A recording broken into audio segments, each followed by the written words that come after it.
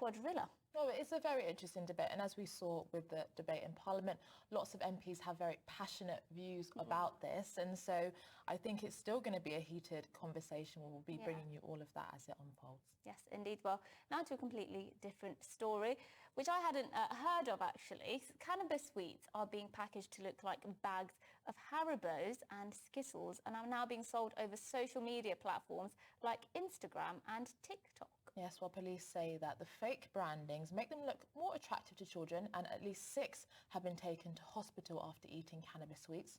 One child was only 8 years old. Yes, well, concerns remain that these drugs are being used to lure children into trafficking by using them to sell and deliver them to users.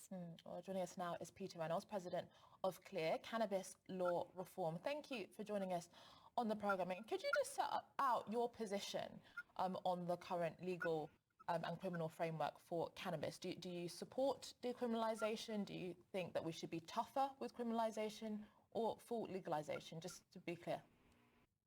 Oh, no, I think what we should be going for, in fact, I think it's the only sensible solution is full legal regulation.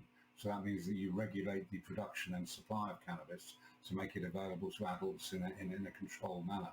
I mean, the story that you're talking about today is a direct result of our existing drugs policy, because there are no legitimate channels for people to access cannabis.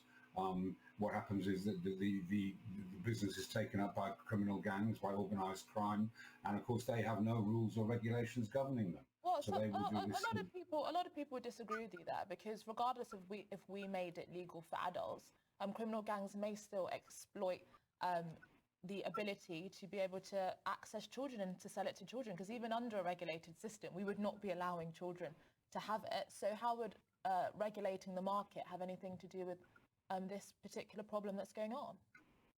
Well, yes, I mean, of course. I mean, you can never eliminate all access by children, just as you can't eliminate all access to tobacco and alcohol. But I mean, it's a well-established truth that it's easier nowadays for children to get hold of cannabis than it is for them to get hold of tobacco or alcohol, because we have age limits. It's not going to stop everything, and not all you can do in any drugs policy is seek to minimise harm. You're never going to eliminate it completely. I mean, this idea of packaging cannabis products to look like sweets really comes from California, and it's not something that really we have a cultural parallel here. I mean, and as and when eventually the government wakes up to the tremendous harm that its current approach to drugs policy is causing, and introduces a regulated system, then we can make decisions like this. We can say, no, we're not going to have packaging like that. A counter argument would actually be that it's the normalization of it that is effectively promoting it to young people. So regulating it, legalizing it, and these policies that give us a softer approach is actually saying to a lot of young people that it's not that bad, and therefore makes it more attractive. It's not a softer approach. I mean, the point is we have no control over it at all at the moment, because the government has abandoned all control to criminals. I mean, there's a parallel with the immigration story you're running at the moment as well. You know, there's a tremendous demand from people who want to get into the UK.